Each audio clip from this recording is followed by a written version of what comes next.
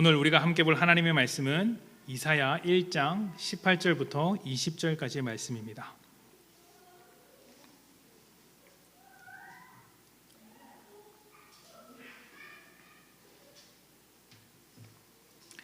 이사야 1장 18절부터 20절까지의 말씀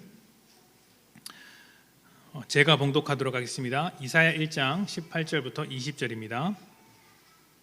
여호와께서 말씀하시되 오라 우리가 서로 변론하자.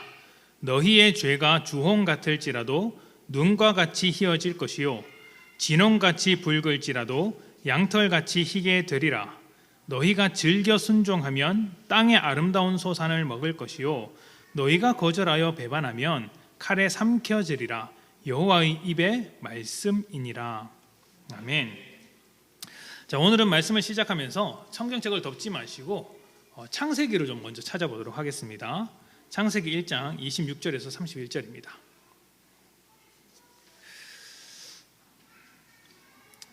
창세기가 어디 있는지 모르시는 분은 안 계시죠? 맨 처음에 있습니다. 1장입니다. 그것도 1장 26절부터 31절, 우리가 너무 익숙하게 들어온 이야기인데요, 우리가 한번 읽어보도록 하겠습니다. 우리 교독할까요? 26절부터 해서 교독할 텐데요, 제가 먼저 읽겠습니다. 26절입니다. 하나님이 이르시되 우리의 형상을 따라 우리의 모양대로 우리가 사람을 만들고 그들로 바다의 물고기와 하늘의 새와 가축과 온 땅과 땅에 기는 모든 것을 다스리게 하자 하시고, 하나님이 자기 형상 곧 하나님의 형상대로 사람을 창조하시되 남자와 여자를 창조하시고 하나님이 그들에게 복을 주시며 하나님이 그들에게 이르시되 생육하고 번성하여 땅에 충만하라. 땅을 정복하라. 바다의 물고기와 하늘의 새와 땅에 움직이는 모든 생물을 다스리라 하시니라.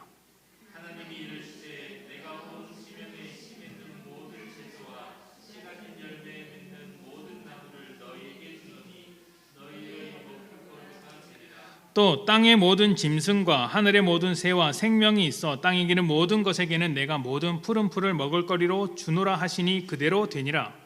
하나님이 지으신 그 모든 것을 보시니 보시기에 심히 좋았더라. 저녁이 되고 아침이 되니 이는 여섯째 날이니라. 아멘.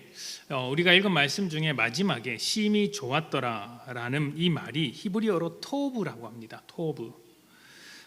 굉장히 행복한 기분을 나타낼 때 사용하는 단어입니다. 그리고 이것을 헬라어로 번역한 것이 마카리오스입니다. 혹시 마카리오스를 기억하십니까? 복 있는 사람은 할 때 그 복입니다. 우리가 한 10주 전에 해서 기억이 잘 안 나셨을 수도 있을 것 같아요. 자, 어찌되었든 이 토브라는 말은 굉장히 행복하고 복된 기분을 나타낼 때 사용하는 단어입니다.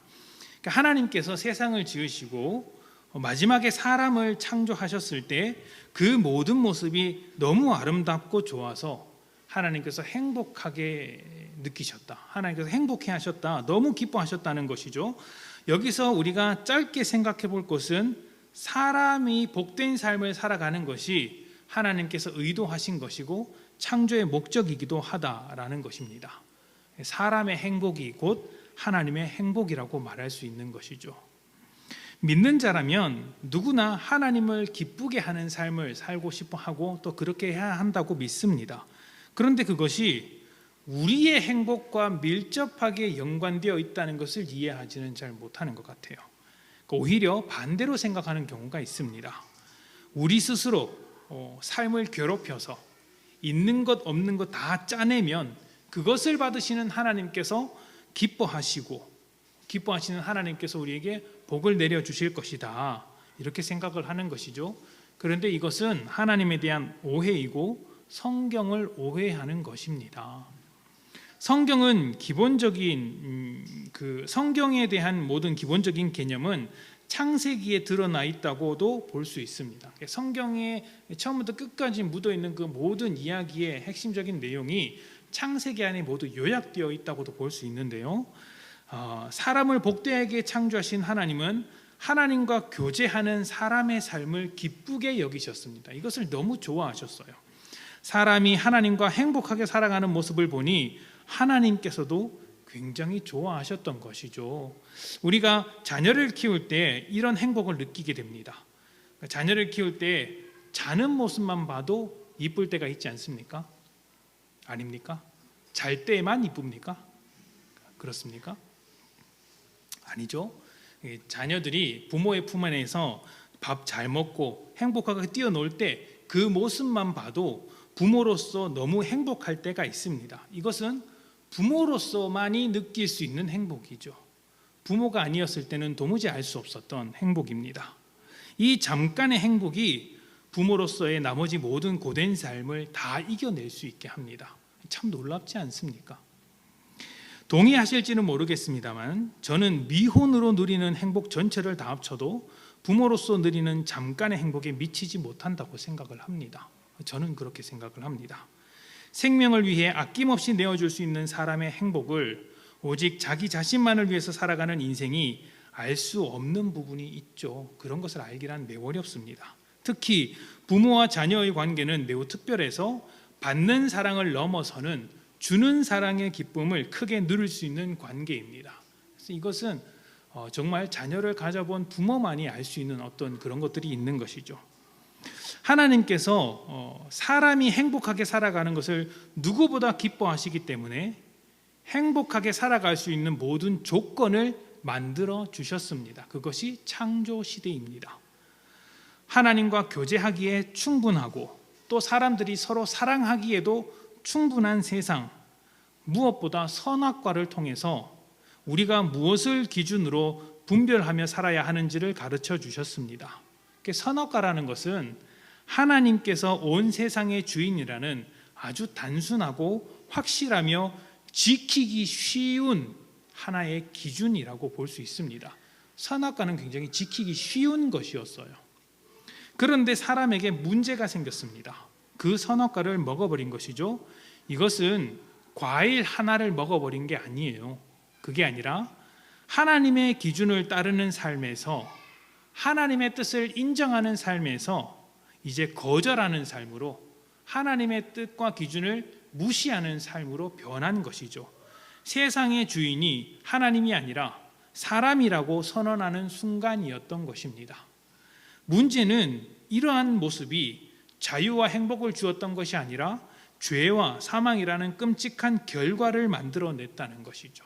선악과의 결과가 자유와 행복이었으면 사람의 행복을 바라는 하나님의 입장에서 그것을 허락해 주셨을지도 모르겠습니다. 제 예상입니다. 그런데 그 결과란 하나님을 벗어난 결과란 죄와 죽음이었기 때문에 하나님께서 선악과를 금하셨고 끝끝내 이제 선악과를 먹은 인생들이 그것을 이제 받아들이게 된 것이죠. 이런 것과 비슷합니다. 사람들 중에서 이 드라이브를 좋아하시는 분들이 계십니다. 차를 타고 이렇게 한 바퀴 빙빙 돌아다니는 걸 좋아하는 거죠. 날씨가 좋은 날에 창문을 열고 드라이브를 하면 우울했던 기분도 상쾌해지는 순간이 있습니다. 예전에 사역했던 어느 교회에서 권사님이 젊은 시절에 너무 고생을 하고 답답한 마음을 가지고 사셨는데 정말 우울증이 올 뻔하셨는데 이제 누군가의 권유로 운전을 배우셨다고 합니다. 근데 운전을 배우고 첫 운전대를 딱 잡는 순간에 그 모든 기분이 씻은 듯이 날아가셨다고 해요. 그래서 지금 나이가 굉장히 많이 드셨음에도 불구하고 눈이 잘 안 보인다고 하심에도 불구하고 야간에 운전하기가 힘이 든다고 하심에도 불구하고 계속해서 운전을 하고 다니십니다. 너무 즐겁고 행복하고 속이 뻥 뚫린다고 이야기를 하시는 거죠. 근데 우리가 이렇게 즐겁게 기분 좋게 드라이브를 하려면 기본적으로 교통법규라는 것을 지켜야 합니다. 그렇지 않습니까? 교통법규를 지키지 않으면 어떻게 될까요? 교통법규를 지키지 않고 시속 한 200km로 달리면서 신호를 모두 무시한다고 생각을 해봅시다. 더욱이 일방통행에서 역주행을 하고 막 다닌다고 생각을 해봅시다. 당장에는 괜찮을 것 같아 보여도 얼마 안 돼서 큰 사고가 날 것이 분명합니다. 분명하죠. 이 일을 막는 것이 경찰입니다. 경찰이 보고서 그래도 한두 마디 경고하고 봐줄만 하면 그렇게 할 것이고 너무 명백히 위반한 사람은 딱지를 끊고 벌금을 주기도 합니다. 또 심한 경우에는 구속을 시키는 경우도 있습니다. 이것은 전혀 억울한 일이 아니죠. 억울한 일이 아닙니다. 안전하게 운전하도록 도운 것이고요.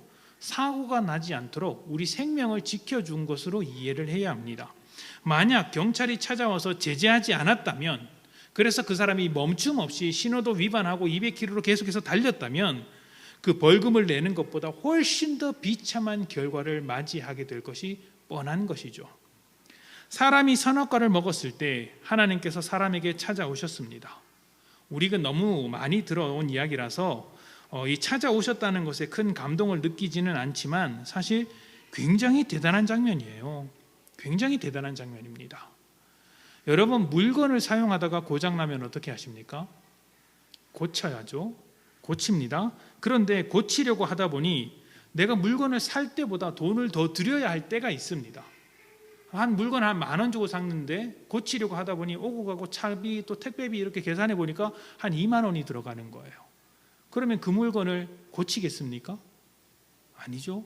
버리고 새로 사는 것이 훨씬 낫습니다. 자, 그러면 하나님의 입장에서 사람을 버리는 것이 쉬울까요? 버리지 않는 것이 쉬울까요? 하나님의 입장에서 버리는 것이 쉽습니다. 버리고 다시 만드는 것이 쉽습니다. 하나님의 입장에서 한번 생각해 보십시오. 천지를 창조하는데 며칠이 걸렸을까요? 6일이 걸렸습니다. 7일째는 안식하셨으니까 6일이 걸렸습니다. 그 중에서 사람을 지으신 것은 딱 하루였는데 사실 하루도 아니죠. 흙으로 빚으시고 생기를 불어넣으셔서 그냥 만들어내신 거죠. 그러니까 한순간, 잠깐의 순간에 만들어내셨다고 할 수 있습니다. 또 사람은 무엇으로 만드셨습니까? 흙으로 만들었다고 하시죠. 그러니까 흔하디 흔한 흙입니다. 하나님의 능력이면 매우 짧은 시간으로 그 흔하디 흔한 재료를 가지고 얼마든지 사람을 다시 만들어내실 수 있는 것이죠. 반면 사람을 구원하기 위해서 하나님은 얼마만큼의 시간이 필요하셨을까요? 시간이 필요하셨다는 설명이 마치 하나님께서 그런 시간이 없으시면 안 되는 것처럼 들리기도 하지만 사람을 설득하시고 기다리시는 시간이라고 그렇게 이해하시면 좋을 것 같아요. 하나님께서 무능력한 것이 아니라 사람을 보살피시고 존중하시기에 기다리셨던 시간, 사람을 하나님께 돌아오게 만들기 위해서 얼마만큼의 시간이 걸렸냐면 성경의 역사를 대충 따져도 5,000년이 넘습니다. 성경의 역사를 대충 따져도 창조의 하루에 비해서 너무 많은 시간 아닙니까? 그냥 새로 만들면 하루도 안 되는 시간에 금방 할 수 있는 일을 하나님께서 5,000년이 넘는 시간 동안 그 일을 해내시더라는 것이죠. 자, 그런데 그뿐이 아닙니다. 마태복음 21장 33절부터 39절까지 이런 말씀이 있습니다. 마태복음 21장 33절부터 39절. 다른 한 비유를 들으라. 한 집 주인이 포도원을 만들어 산 울타리로 두르고 거기에 즙 짜는 틀을 만들고 망대를 짓고 농부들에게 세로 주고 타국에 갔더니 열매를 거둘 때가 가까우매 그 열매를 받으려고 자기 종들을 농부들에게로 보내니 농부들이 종들을 잡아 하나는 심히 때리고 하나는 죽이고 하나는 돌로 쳤거늘 다시 다른 종들을 처음보다 많이 보내니 그들에게도 그렇게 하였는지라. 후에 자기 아들을 보내며 이르되 그들이 내 아들은 존대하리라 하였더니 농부들이 그 아들을 보고 서로 말하되 이는 상속자니 자 죽이고 그의 유산을 차지하자 하고 이에 잡아 포도원 밖에 내쫓아 죽였느니라. 아멘. 자, 포도원 주인이 그의 종들을 1명, 2명, 3명 이렇게 여러 명 보낸 것처럼 또 아들을 보낸 것처럼 하나님은 그동안 수많은 선지자 하나님의 종들을 보내셨고 그의 아들 예수 그리스도까지 보내셨습니다. 그러니까 얼마나 많은 시간과 비용이 소모되는 일이었을까요? 하나님의 입장에서 창조의 시간과 창조의 재료에 비해서 막대한 손해라고 할 수 있습니다. 하루와 5,000년을 어떻게 비교하며 흙으로 만든 것과 예수님의 생명으로 만든 것을 어떻게 비교하겠습니까? 그래서 하나님의 입장에서 따져보자면 사람을 버리고 다시 만드는 것이 훨씬 속편하고 쉬운 일이더라는 거예요. 그렇지 않습니까? 그런데 하나님은 버리고 다시 만드는 일을 하지 않겠다고 하셨습니다. 왜 그러셨을까요? 우리가 하나님에게 너무나도 소중한 존재이기 때문입니다. 우리도 그렇습니다. 아무리 비싸도 고쳐야 하는 물건들이 있습니다. 새로 살 수 없는 물건들이 있죠. 인생에 있어서 소중한 의미가 담긴 물건은 쉽게 버릴 수가 없습니다. 특히 우리 자녀들이 그렇습니다. 어느 부모가 자녀들이 말썽을 피운다고 또 자주 아프다고 해서 문제를 일으킨다고 해서 버리겠습니까? 자식이야 또 나오면 되니까 뭐 애 하나 없는 셈 치고 버리지 뭐 라고 말하는 부모가 세상에 어디 있겠습니까? 죄를 지은 인간에게 하나님께서 찾아오신 것은 그만큼 우리를 소중하게 여기시기 때문입니다. 하나님 자신보다 우리를 더 사랑하시기 때문에 쉽고 편한 길을 가지 않겠다고 선언하는 것이며 우리를 끝까지 책임지겠다고 약속해 주시는 것이죠. 이것이 우리를 찾아오신 하나님의 마음입니다. 그래서 그때부터 하나님은 꾸준히 사람을 찾아오시는 거예요. 꾸준히 하나님을 만나 주시는 거예요. 찾아오셔서 무엇을 하실까요? 때로는 설득하시고 때로는 경고하시고 때로는 호소하시면서 우리가 하나님께 돌아오도록 계속해서 만나 주시는 것이죠. 그리고 죄와 사망에서 벗어나 하나님과의 관계를 회복하고 다시 복된 삶을 살도록 하시는 것입니다. 우리가 행복할 때, 우리가 행복한 삶을 살아갈 때 하나님께서도 기뻐하시기 때문에 그렇게 하시는 것이죠.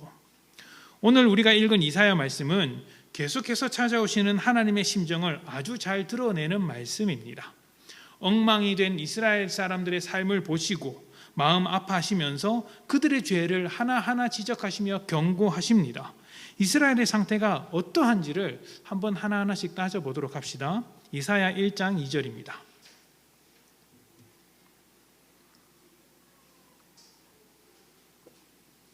이사야 1장 2절. 하늘이여 들으라, 땅이여 귀를 기울이라. 여호와께서 말씀하시기를 내가 자식을 양육하였거늘 그들이 나를 거역하였도다. 아멘. 여러분, 자식을 키우거나 살다 보면 정말 답답할 때 있죠. 그러니까 답답하면 뭐 하십니까? 어디 가서 소리를 꽥하니 지르고 싶지 않습니까?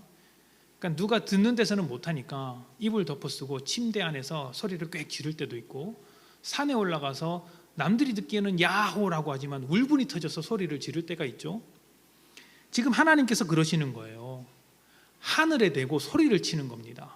땅에 대고 소리를 치는 겁니다. 하늘이여 들으라, 땅이여 귀를 기울이라. 속 터지겠다. 내가 자식을 양육했는데 그들이 나를 거역한다. 누구 하나 알아주는 사람이 없다. 답답해서 환장하겠다라고 지금 하늘에 대고 하나님께서 소리를 지르고 있는 겁니다. 무슨 일을 했길래 그럴까요? 계속 보도록 합시다. 11절과 12절입니다. 여호와께서 말씀하시되 너희의 무수한 재물이 내게 무엇이 유익하뇨? 나는 순양의 번제와 살찐 짐승의 기름에 배불렀고 나는 숫송아지나 어린 양이나 순염소의 피를 기뻐하지 아니하노라. 너희가 내 앞에 보이러 오니 이것을 누가 너희에게 요구하였느냐? 내 마당만 밟을 뿐이니라. 자, 이스라엘이 하나님 앞에 제사를 드리고 있는데 하나님께 얼굴을 보이러 왔을 뿐 사실은 빈 껍데기뿐인 제사였다고 말씀하고 있습니다. 참된 제사가 아니라 형식만 남은 공허한 종교 행위에 불과하다는 것이죠. 왜 이렇게 혹독한 평가를 내리셨을까요? 15절부터 17절을 봅시다. 너희가 손을 펼 때에 내가 내 눈을 너희에게서 가리고 너희가 많이 기도할지라도 내가 듣지 아니하리니 이는 너희의 손에 피가 가득함이라. 너희는 스스로 씻으며 스스로 깨끗하게 하여 내 목전에서 너희 악한 행실을 버리며 행악을 그치고 선행을 배우며 정의를 구하며 학대받는 자를 도와주며 고아를 위하여 신원하며 과부를 위하여 변호하라 하셨느니라. 하나님께서 그들의 제사를 공허하다, 쓸데없는 예배다, 받지 못하겠다라고 말씀하셨던 것은 그들의 손에 피가 가득했기 때문입니다. 다시 말씀을 드리자면 이 피가 가득했다라는 말은 현실에서는 하나님의 뜻을 모두 무시하고 살면서 오직 자기를 위해서만 살아가면서 제사를 드릴 때는 하나님께 드린다고 하니 하나님께서 보시기에 참 가증스럽다라고 생각하고 있더라는 것입니다. 그러니까 애초에 하나님께서 요구하셨던 것이 무엇일까요? 애초에 죄에서 벗어나 하나님과의 관계가 회복된 사람들이 하나님과 함께 또 사람들과 함께 더불어 행복한 삶을 살아가는 것이죠. 그런데 이스라엘 사람들은 그런 것엔 관심 없고 여전히 죄에 속한 삶을 살아가면서 하나님께 예배한다고 제사한다고 제물을 들고 왔으니 이것으로서 하나님께 해야 할 일을 다 했다고 떠들고 있으니 하나님께서 그것을 기뻐하실까요? 가증스럽게 여기시고 내가 이것을 받지 못하겠다 그렇게 한탄하셨던 것입니다.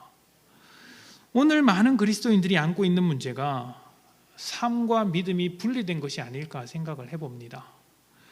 교회 안에서의 체험들이 이 삶으로 확장되지 않는 것이죠. 그러니까 예수를 믿는다는 것이 내 삶에 어떤 변화를 주는지, 내 가족과 이웃에게 어떤 영향을 주어야 하는지를 고민하지 않습니다. 뭐만 합니까? 열심히 교회만 다니더라는 것이죠. 그렇게 열심히 교회만 다니면 그게 대단한 믿음이라고 착각을 하고 있습니다. 하나님은 예배를 원하시는 분이지만 그것보다 더더욱 삶을 원하십니다. 제사보다 순종을 원하신다는 말씀이 그냥 하시는 말씀이 아니죠. 애초에 하나님은 하나님과 함께 살아가는 사람들의 행복한 모습을 기뻐하셨습니다. 그래서 우리의 삶을 요구하시는 거예요. 삶을. 그렇게 살아가는 사람들이 예배할 때 참된 예배가 되는 것이지, 삶에서 내 생활 속에서 하나님과 상관없이 살다가 세상과 똑같이 살다가 교회에 와서 열심히 예배한다고 해서 좋은 예배가 될 수는 없습니다. 어떻습니까? 이런 이야기를 들으면 즐겁습니까? 나는 하나님께 참된 예배를 드리고 있다 자신 있게 말할 수 있습니까? 저도 못합니다. 어디다가 명함을 내밀겠습니까? 늦사랑교회 성도님들은 저보다 훌륭하신 분들이니까 그렇게 하시는 분들이 계실 겁니다. 못하시더라도 저보다 잘 하시면서 못하는 척 겸손하게 하시는 것이겠죠. 어찌되었든 이런 이야기를 들으면 우리의 마음이 무겁습니다. 무겁습니다. 제 마음도 참 무겁습니다. 우리는 다 부족하고 연약해서 아직 다 성장하지 못해서 믿음으로 기대하는 만큼의 삶을 살지 못할 때가 참 많습니다. 내 삶이 내 믿음을 따라가지 못할 때가 많더라는 것이죠. 그래서 하나님을 볼 때마다 두렵기도 하고 죄책감에 사로잡혀서 눈물로써 그렇게 회개만 합니다. 하나님 잘못했습니다. 하나님 반성합니다. 내 죄를 씻어주시옵소서. 그렇게 회개를 하더라는 것이죠. 조금 더 심한 경우에는 하나님을 볼 자신이 없어서 너무 부끄러워서 하나님으로부터 도망가는 사람도 있습니다. 마치 아담이 하나님 앞에서 숨어버리듯이 자신을 자꾸 숨기는 것이죠. 그런데 그때에도 하나님은 우리를 찾아오십니다. 찾아오셔서 말을 거시고 우리를 들여다보게 하십니다. 아담을 찾아오신 하나님께서 이스라엘에게도 찾아오셨듯이 우리에게도 찾아오시는 것이죠. 그리고 이렇게 말씀을 하십니다. 이사야 1장 18절입니다. 여호와께서 말씀하시되 오라, 숨지 말고 오라, 우리가 서로 변론하자. 너희의 죄가 주홍 같을지라도 눈과 같이 희어질 것이요 진홍같이 붉을지라도 양털같이 희게 되리라. 아멘. 내가 찾아왔으니 너도 나와 봐라. 우리 같이 앉아서 변론해보자. 이야기를 한번 나눠보자. 한번 문제를 놓고 심각하게 따져보자. 너의 삶이 옳은지 내가 가르치는 것이 옳은지 우리 함께 한번 따져보자. 이것이 하나님의 말씀입니다. 하나님께서 찾아와서 따져본다고 하시니까 부담되시죠? 하지만 우리는 하나님의 의도가 무엇인지 알아야 합니다. 정죄하기 위해서 따지는 것이 아닙니다. 버리기 위해서 따지는 것이 아닙니다. 버리려고 했으면 애초에 선악과를 먹었을 때부터 버리셨을 거예요. 우리가 죄를 짓자마자 버리셨을 겁니다. 그때나 지금이나 변함없이 하나님은 너희의 죄가 주홍 같을지라도 눈과 같이 희어질 것이라고 말씀하시면서 찾아오시는 거예요. 그때나 지금이나 변함없이 말입니다.